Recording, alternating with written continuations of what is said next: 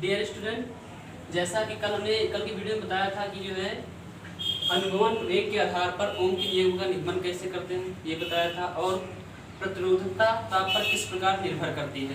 ठीक है, आज का हमारा टॉपिक है वैद्युत सेल का आंतरिक प्रतिरोध, टर्मिनल विभवांतर और वैद्युत वाहक बल।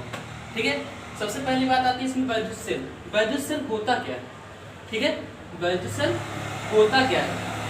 जो वैद्युत सेल का काम होता है वो क्या करता है कि रासायनिक ऊर्जा को विद्युत ऊर्जा में परिवर्तित कर देता है। रासायनिक ऊर्जा को विद्युत ऊर्जा में परिवर्तित कर देता है और इसी परिपथ में क्या कर देता है कि आवेश के प्रवाह को लगातार बनाए रखता है। क्या कर देता है, विद्युत सेल जो है रासायनिक ऊर्जा को विद्युत ऊर्जा में बदल देता है और परिपथ में आवेश के प्रवाह को लगातार बनाए रखता है। तो इसके लिए हम पहले एक एग्जाम्पल लेते हैं, एक पाठ ले लेते हैं। ठीक है, जिसमें क्या है कि ये धातु की दो छड़ें हैं। एग्जाम्पल के तौर पर धातु की क्या है, दो छड़ें हैं और इसमें क्या है कि वैद्युत अपघट भरा हुआ है, वैद्युत अपघट विलयन इसके अंदर। ये धातु की छड़ें हैं, ये क्या है प्लस है, ये है माइनस। इसको हम बोलते हैं एनोड। इसको क्या बोलते हैं, प्लस वाले को एनोड, माइनस वाले को कैथोड कहते हैं। एनोड और कैथोड। अब जो इसमें अपघट भरा है इसे हम बोलते हैं विलयन, अपघट का विलयन। ठीक है, इसे बोलेंगे अपघट। अपघट में जैसे क्या कि जो है अम्ल क्षार लवण आ जाता है, जो क्या करे कि वैद्युत धारा का प्रवाह करा सके। जो अपघट क्या कर देता है, वैद्युत धारा का प्रवाह करा सकता है, उसे हम बोलेंगे विद्युत अपघट विलयन। विद्युत अपघट विलयन जैसे अम्ल, क्षार और एवं लवण का विलयन। ये क्या करेगा कि विद्युत धारा का प्रवाह कराएगा, तो इसे हम विद्युत अपघट विलयन बोलेंगे। अगर अनअपघट विलयन हो जाए, अनअपघट विलयन, इसमें क्या होता है कि ये जो है विद्युत धारा का प्रवाह नहीं करा सकता है। जैसे ईथर का विलयन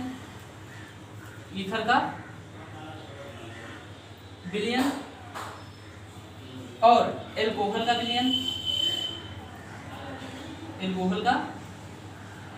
विलयन, और एक और ले लें तो चीनी का विलयन।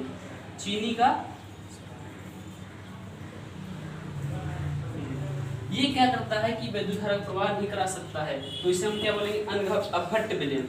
ठीक है, अब ये क्या होता है, अपघट विलयन में क्या होता है, जो इसके क्या अम्ल होते हैं, जैसे हम H2SO4 को ले लें। H2SO4 को अगर लेते हैं तो ये क्या होता है कि ये आयनों में टूट जाता है, दो आयनों में टूट जाता है। H2SO4 किसमें टूटेगा, एक तो टूटेगा H प्लस आयन में, दूसरा किसमें टूटेगा, HSO4 माइनस में टूटेगा। ठीक है, तो ये क्या हुआ, आयनों में विभक्त हो गया, तो क्या होता है कि विद्युत धारा का प्रवाह कराएगा, तो इसे हम मतलब अपघट विलयन बोलेंगे। अम्ल, क्षार एवं लवण का विलयन क्या होते हैं, अपघट विलयन होते हैं। क्या करते हैं, विद्युत धारा का प्रवाह करा सकते हैं। तो यहाँ पर ध्यान से देखो, ये एनोड है, ये कैथोड है। ठीक है, और इसके अंदर ये क्या भरा है, विद्युत अपघट विलयन भरा है। और ये दोनों क्या हैं, ये दोनों जो हमारे हैं धातु की छड़ें हैं। क्या है, धातु की छड़ें, जिसे हम बोलते हैं इलेक्ट्रोड। क्या बोलते हैं, इलेक्ट्रोड। अब एक चीज और इसमें, यहां पर क्या है, ये एनोड है, ये कैथोड है। अगर क्या करते हैं हम इसको इस तरीके से बना सकते हैं, इधर अगर बनाना चाहें तो इससे ये पॉजिटिव, ये नेगेटिव।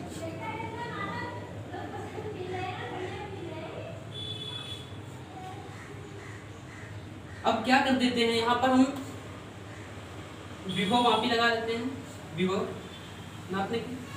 और यहाँ पर क्या कर देते हैं, एक बल्ब लगा देते हैं। तो बल्ब क्या है जो है इसका जो जब इसको हम प्रयोग में नहीं लाते हैं, क्या हुआ, मतलब इसको कोई धारा नहीं दी जाती है, तो इसका जो विभवांतर है 40 वोल्ट, क्या है 40 वोल्ट है। लेकिन अगर यहाँ पर हम क्या करते हैं, एक बल्ब लगा दें, ठीक है, ये बल्ब हम लगाए हैं, ठीक है, अभी इसमें कुछ नहीं किया गया है, धारा का प्रवाह नहीं किया गया है, तो इसका जो विभवांतर है क्या है 40 वोल्ट है, क्या है 40 वोल्ट है, 40 वोल्ट है। लेकिन जैसे ही हम इसको प्रयोग में लाते हैं, जैसे इसमें धारा प्रवाहित करते हैं, या जो इसका जो 40 वोल्ट जो बल्ब को मिल रहा है, प्रयोग से पहले, बिना प्रयोग से पहले का 40 वोल्ट था, अब हम प्रयोग कर रहे हैं तो इस बल्ब को कितना 40 के बजाय कितना मिला है 35 वोल्ट का विभवांतर मिला है, 35 वोल्ट का विभवांतर मिल रहा है। अब बात आती है कि 5 वोल्ट कहाँ गया है, 5 वोल्ट की कमी कहाँ से हुई, तो ये कमी कहाँ से होगी, ये जो अपघट्य है इसमें जो विद्युत धारा का प्रवाह होगा वो कहाँ से, प्लस से माइनस की ओर होगा, प्लस से माइनस की ओर होगा। लेकिन ये जो वैद्युत अपघट्य इलेक्ट्रोड के बीच में भरा है, ये क्या होगा, ये माइनस से प्लस की ओर जाएगा, माइनस से प्लस की ओर जाएगा। अब इस धारा के मार्ग में जो ये वैद्युत इलेक्ट्रोड भरा हुआ है, धारा के मार्ग में रुकावट डालेगा, क्या करेगा, रुकावट डालेगा। तो यहाँ पर क्या 40 वोल्ट के बजाय क्या इसको 35 वोल्ट मिलेगा, क्या मिलेगा 35 वोल्ट मिलेगा। और जो यहाँ पर विभवांतर का लॉस होगा वो किसके कारण होगा, इसके अंदर जो प्रतिरोध है उसके कारण। इस प्रतिरोध को हम बोलते हैं आंतरिक प्रतिरोध, क्या बोलते हैं, इस प्रतिरोध को क्या बोलेंगे, आंतरिक प्रतिरोध, आंतरिक प्रतिरोध। इसको हम स्मॉल आर से लिखते हैं, आंतरिक प्रतिरोध को स्मॉल आर से लिखते हैं। हमने क्या कहा कि जब जो है सेल को प्रयोग में नहीं लाते हैं तो क्या होता है, उसका जो उस समय विभवांतर होता है 40 वोल्ट होता है। लेकिन जैसे ही हम प्रयोग में लाते हैं तो उस बल्ब को कितना 40 के बजाय 35 मिलने लगा और 5 का लॉस हो गया। तो 5 का लॉस कहाँ होगा, यहाँ पर होगा, किसके कारण, आंतरिक प्रतिरोध के कारण। आंतरिक प्रतिरोध कहाँ से आएगा, वैद्युत अपघट्य विलयन जो भरा है वो क्या करेगा, धारा के मार्ग में रुकावट डालेगा, रुकावट के कारण प्रतिरोध होगा और वही प्रतिरोध जो होगा वो हमारा आंतरिक प्रतिरोध कहलाएगा। और एक चीज और, अगर हम इसको प्रयोग में नहीं लाते हैं, प्रयोग में क्या कोई धारा प्रवाहित नहीं कर रहे हैं, तो उस समय जो इसका विभवांतर होगा ये पूरा पूरा 40 वोल्ट होगा, इसको हम बोलेंगे वैद्युत वाहक बल, क्या बोलेंगे, वैद्युत वाहक बल। अगर हम इसको क्या है कि इसमें धारा प्रवाहित नहीं करें, उस समय जो इसका विभवांतर होगा 40 वोल्ट होगा और वही जो विभवांतर होगा इसका वैद्युत वाहक बल कहलाएगा। अब क्या है कि जब प्रयोग में लाते हैं तो क्या हुआ, 5 का लॉस हुआ, लेकिन 35 का मिल रहा है, बल्ब को 35 वोल्ट का विभवांतर मिल रहा है, तो ये क्या होगा, इसको हम बोलेंगे टर्मिनल विभवांतर, क्या बोलेंगे, टर्मिनल विभवांतर, टर्मिनल विभवांतर। अगर प्रयोग में नहीं ला रहे हैं तो जो इलेक्ट्रोडों के बीच विभव होगा वो वैद्युत वाहक बल कहलाएगा, ठीक है। अगर प्रयोग में ला रहे हैं यानी कि धारा प्रवाहित कर रहे हैं तो जो इलेक्ट्रोडों के बीच विभवांतर होगा वो हमारा क्या कहलाएगा, टर्मिनल विभवांतर कहलाएगा, ठीक है। और इसके वैद्युत अपघट्य विलयन के कारण जो इलेक्ट्रोडों के बीच में रुकावट उत्पन्न होगी धारा के मार्ग में, वो हमारा क्या कहलाएगा, आंतरिक प्रतिरोध कहलाएगा, ठीक है। तो सेल की डिफिनेशन, वैद्युत सेल होता क्या है, इसका डिफिनेशन हम लिखना चाहें तो कैसे लिखेंगे, इसका डिफिनेशन लिखना है तो लिखेंगे वैद्युत सेल,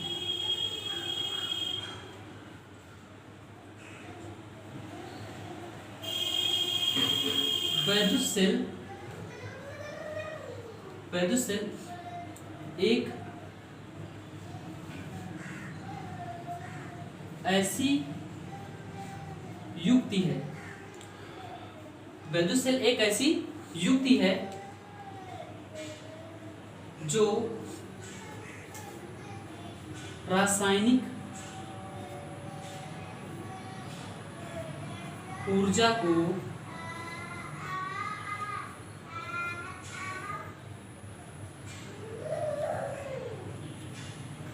ऊर्जा को विद्युत ऊर्जा में बदलकर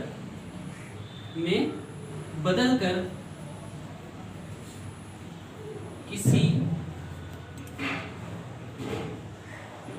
परिपथ में आवेश के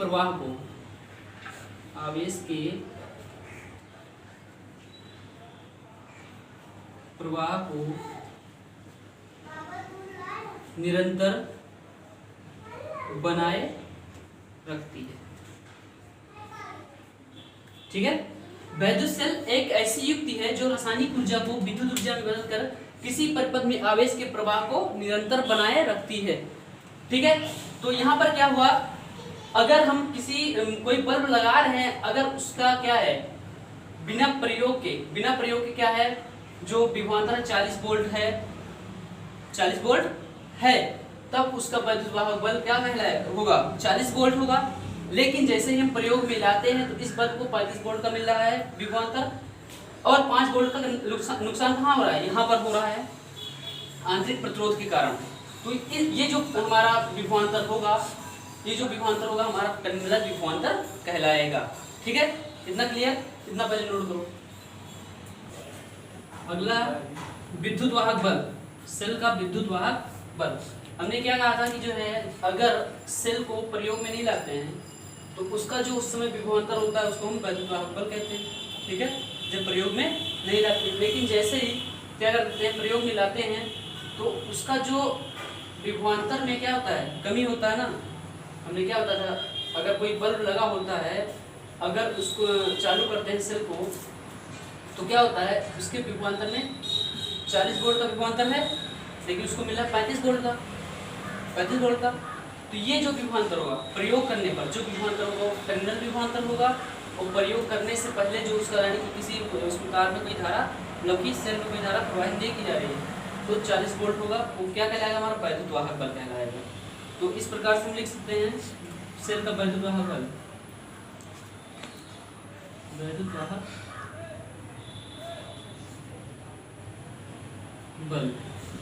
ठीक है, तो लिखिए एकांक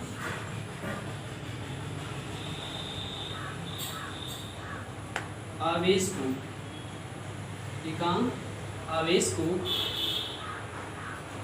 सेल सहित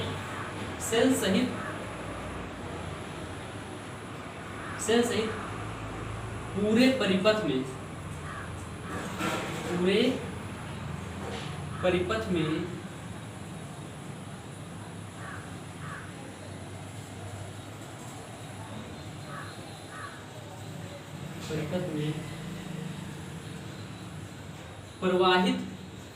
में प्रवाहित करने में सेल द्वारा किया गया कार्य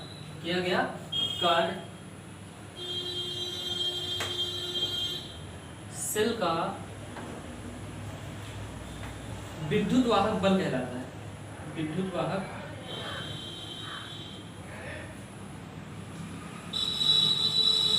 बल कहलाता है। ठीक है, इसे हम कैपिटल ई से प्रदर्शित करते हैं। इसे कैपिटल ई से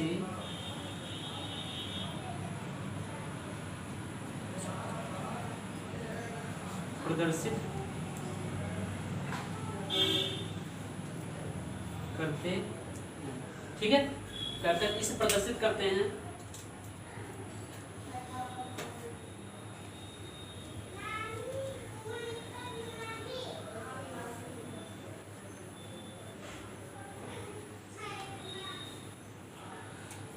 प्रदर्शित करते हैं। तो मान लेते हैं जो है माना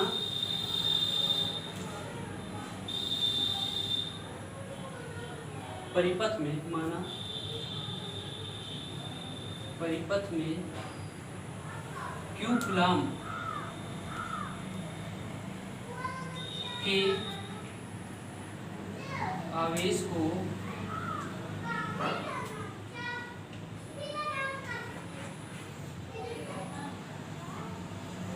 आवेश को क्यू कूलाम के आवेश को प्रवाहित करने में सेल द्वारा किया गया कार्य W हो तो माना परिपथ में क्यू कूलाम के आवेश को प्रवाहित करने में सेल द्वारा किया गया कार्य W हो, प्रवाहित करने में सेल द्वारा किया गया कार्य W हो तो एकांक आवेश को सेल सहित पूरे परिपथ में प्रवाहित करने में सेल द्वारा किया गया कार्य सेल का विद्युत वाहक बल कहलाता है। इसे कैपिटल ई से प्रदर्शित करते हैं। तो यहाँ से क्या फार्मूला निकलेगा? Capital E equal to W/Q, capital E equal to W/Q। मात्रक क्या निकलेगा इसका? मात्रक W क्या हो गया? W का जूल होता है, जूल, और Q क्या हो जाएगा? कूलाम, जूल बटे कूलाम, या क्या वोल्ट, या ठीक है। क्या है कि एकांक आवेश को सेल से पूरे परिपथ में प्रवाहित करने में सेल द्वारा जो कार्य किया जाता है वही हमारा क्या कहलाता है? सेल का विद्युत वाहक बल कहलाता है। अब मान लेते हैं कि परिपथ में क्या कि कूलाम के आवेश को प्रवाहित करने में सेल द्वारा किया गया कार्य W हो तो फार्मूला क्या निकलेगा? E equal to W/Q। W का मात्रक क्या होता है? जूल होता है, Q का कूलाम होता है, जूल प्लस कूलाम या वोल्ट। इतना टर्मिनल विभवांतर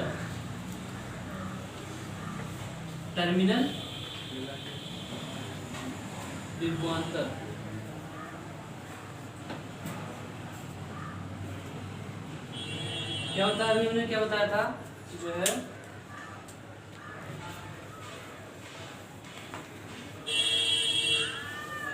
बनाया था क्या?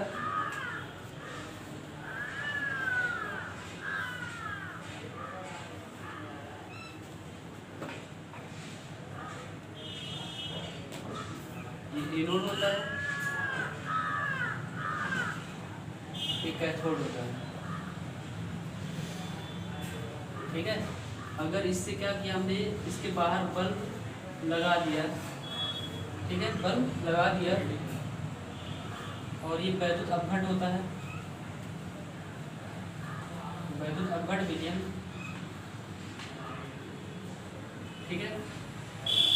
ये धातु की छड़ें हैं, दोनों धातु की छड़ें, इसे इलेक्ट्रोड बोलते हैं, इलेक्ट्रोड। इससे पहले क्या कहा था कि ये बल्ब है, अगर इसको प्रयोग में नहीं लाया जा रहा है, अगर 40 वोल्ट का मतलब इसका जो विभवांतर है या ईएमएफ है 40 वोल्ट है, अगर प्रयोग में नहीं लाया जाता है तो जो विभवांतर होगा वो वैद्युत वाहक के बल बराबर होगा, वैद्युत वाहक बल के बराबर होगा। लेकिन इसको अगर हम प्रयोग में ला रहे हैं तो इस बल्ब को क्या है 35 वोल्ट का विभवांतर मिलता है और 5 वोल्ट का लॉस हो जाता है। कहाँ पर? आंतरिक प्रतिरोध, जो सेल का मतलब अपघट खड़ा है जो सेल में, उसके कारण 5 वोल्ट का नुकसान हो जाता है। और किसके कारण होता है? आंतरिक प्रतिरोध के कारण होता है, ठीक है। तो जो ये 35 वोल्ट हमारा मिल रहा है, जो 35 वोल्ट मिल रहा है, यही हमारा क्या कहलाएगा? टर्मिनल विभवांतर कहलाएगा, ठीक है। तो इसके लिए हम डिफिनीशन लिख सकते हैं, जब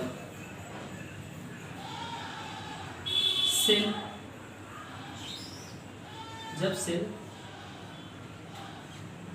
परिपथ में होता है, जब सेल परिपथ में होता है, ठीक है, अर्थात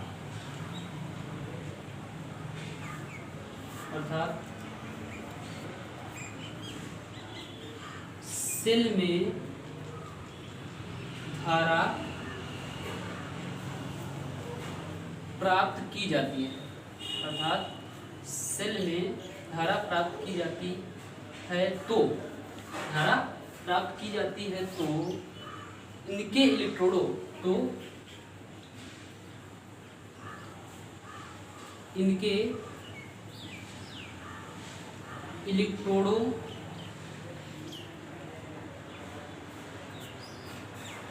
के बीच जो विभवांतर होता है टर्मिनल विभवांतर कहलाता है। टर्मिनल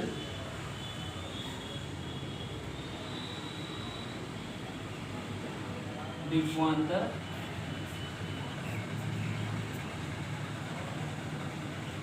कहलाता,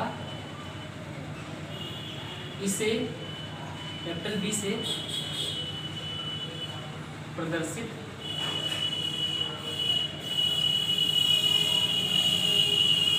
करते हैं।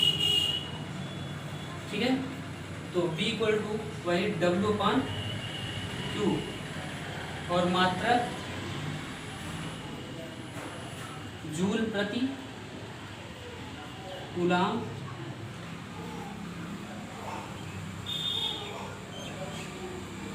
या वोल्ट।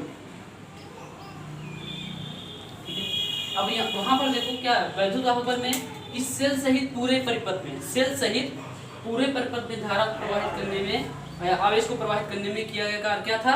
सेल का वैद्युत वाहक बल कहलाता था। लेकिन अब यहाँ पर क्या है, जो हमारा टर्मिनल विभवांतर है वहां पर दो बिंदु की बात हो रही है कि आवेश को एक बिंदु से, मतलब कि वैद्युत सेल में आवेश को एक बिंदु से दूसरे बिंदु तक ले जाने में या प्रवाहित करने में किया गया कार्य हमारा टर्मिनल विभवांतर कहलाता है। या इसको हम कह सकते हैं कि जब सेल परिपथ में होता है अर्थात सेल में धारा प्राप्त की जाती है, तो उस समय इनके इलेक्ट्रोडों के बीच जो विभवांतर होगा, उस समय जो इनके इलेक्ट्रोडों के बीच विभवांतर होगा वो हमारा टर्मिनल विभवांतर कहलाएगा। इससे 20 प्रदर्शित करते हैं B = W/Q, मात्रक वही हो जाएगा जूल प्रति कूलाम जो वैद्युत वाहक बल का है, और या वोल्ट। इतना अगला आता है सेल का आंतरिक प्रतिरोध। सेल का आंतरिक प्रतिरोध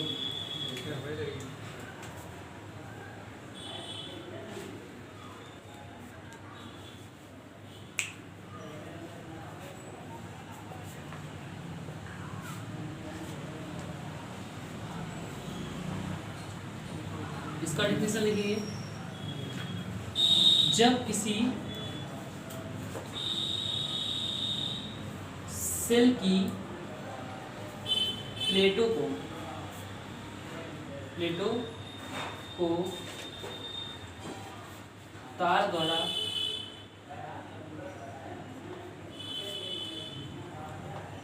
जोड़ते हैं तो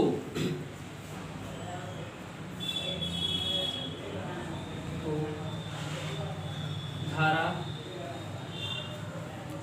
सेल के धन प्लेट से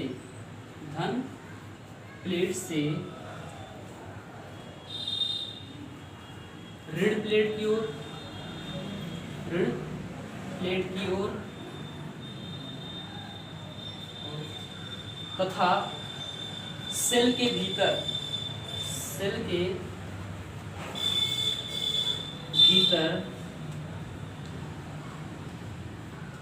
ऋण प्लेट से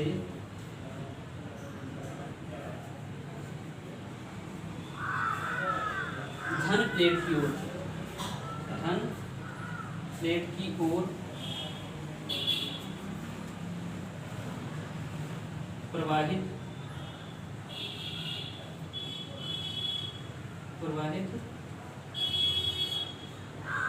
होती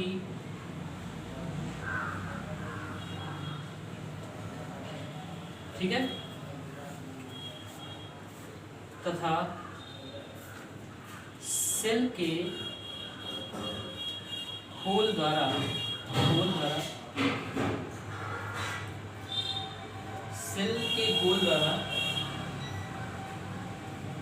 धारा के मार्ग में लगाया गया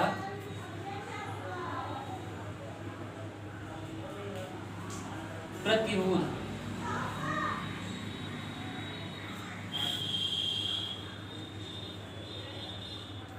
आंतरिक प्रतिरोध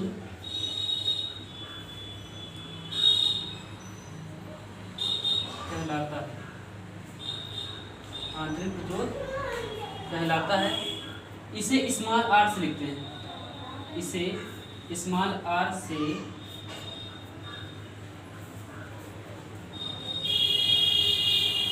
प्रदर्शित करते, ठीक है, स्मॉल आर से प्रदर्शित करते हैं। अब जो एक आदर्श सेल होता है, एक आदर्श सेल का आंतरिक प्रतिरोध शून्य होता है, ठीक है। एक आदर्श सेल का आंतरिक प्रतिरोध शून्य होता है। इससे पहले मैंने भी बताया था कि ये सेल के बाहर धारा कैसी जा रही थी, प्लस से माइनस। इससे पहले प्लस से माइनस, लेकिन इसके भीतर देखो तो क्या हुआ, धारा कहाँ से, धारा माइनस से प्लस की ओर बह रही, धारा माइनस से प्लस की ओर, बाहर प्लस से माइनस, भीतर माइनस से प्लस। तो ये जो गोल है ना, धारा के मार्ग में क्या करेगा, रुकावट डालेगा, धारा के मार्ग में रुकावट डालेगा। तो यही यहाँ पर जो विद्युत धारा में रुकावट होगी और यहाँ पर जो प्रतिरोध उत्पन्न होगा वो हमारा आंतरिक प्रतिरोध कहलाएगा। इसे हम स्मॉल आर से प्रदर्शित करते हैं। एक आदर्श सेल का, एक आदर्श, यहाँ पर लिखा जाएगा एक आदर्श सेल का जो आंतरिक प्रतिरोध होता है वो शून्य होता है, इतना। अब आता है आगे सेल के आंतरिक प्रतिरोध की निर्भरता। सेल के आंतरिक प्रतिरोध की निर्भरता,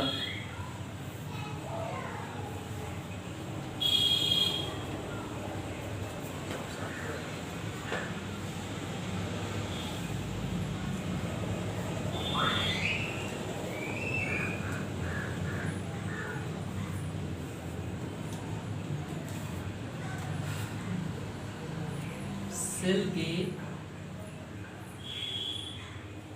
आंतरिक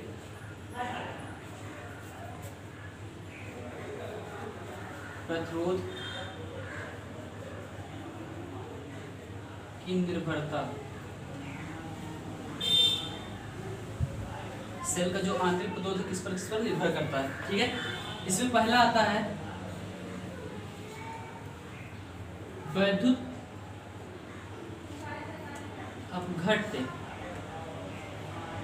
अपघट्य की सांद्रता, जिसे हम कैपिटल सी से लिखते हैं, सांद्रता कैपिटल सी, तथा प्लेटों के बीच की दूरी, प्लेटों के बीच की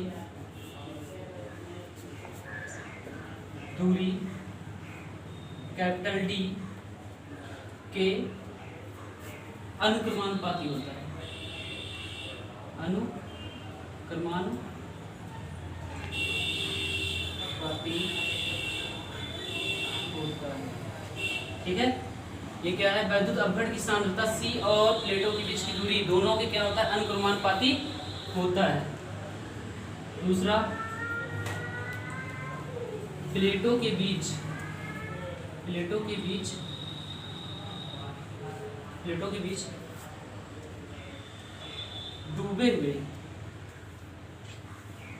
डूबे हुए क्षेत्रफल कैपिटल ए के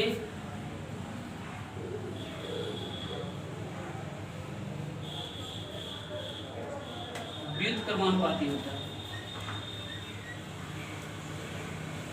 व्युत्क्रमानुपाती होता है, ठीक है। तीसरा आता है ध्रुवण के अधिक होने पर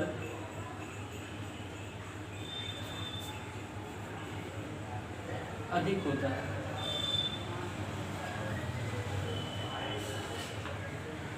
ध्रुवण के अधिक होने पर अधिक होता है।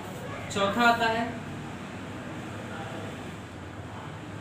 सेल द्वारा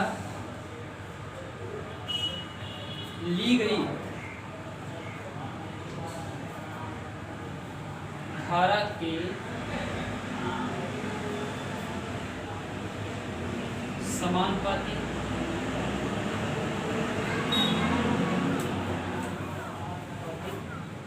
ली गई धारा आई, ठीक है, के समानुपाती होता है, ठीक है। अगला आता है ताप के व्युत्क्रमानुपाती होता है। ताप के व्युत्क्रमानुपाती, इसको लिख सकते हैं कैपिटल टी, व्युत्क्रमानुपाती होता। तो अगर यहां से हम क्या करें, सबको मिला दे 1 2 3 4 4 5 सबको मिलाएं, तो यहाँ से आंतरिक प्रतिरोध को हम स्मॉल आर से लिखते हैं। तो small r proportional to c d, कौन कौन सा समानुपाती है, ये अनुक्रमानुपाती दोनों हैं, ये समानुपाती है, क्या जाएगा सी आई डी अपॉन ताप है व्युत्क्रमानुपाती, क्षेत्रफल है व्युत्क्रमानुपाती, C I D upon A T, ये आएगा हमारा जो है आंतरिक प्रतिरोध की निर्भरता, सेल के आंतरिक प्रतिरोध की निर्भरता, ठीक है। पहला क्या, वैद्युत अपघट की सांद्रता कैपिटल सी से लिखते हैं इसको, तथा प्लेटों के बीच की दूरी कैपिटल डी के अनुक्रमानुपाती होता है। दूसरा, प्लेटों के बीच डूबे हुए क्षेत्रफल ए के व्युत्क्रमानुपाती होता है, ध्रुवण के अधिक होने पर अधिक होता है, ठीक है। सेल द्वारा ली गई धारा आई के समानुपाती होता है, ताप टी के व्युत्क्रमानुपाती होता है। तो आर प्रोपोर्शनल टू सबको मिलाएंगे C I D upon A T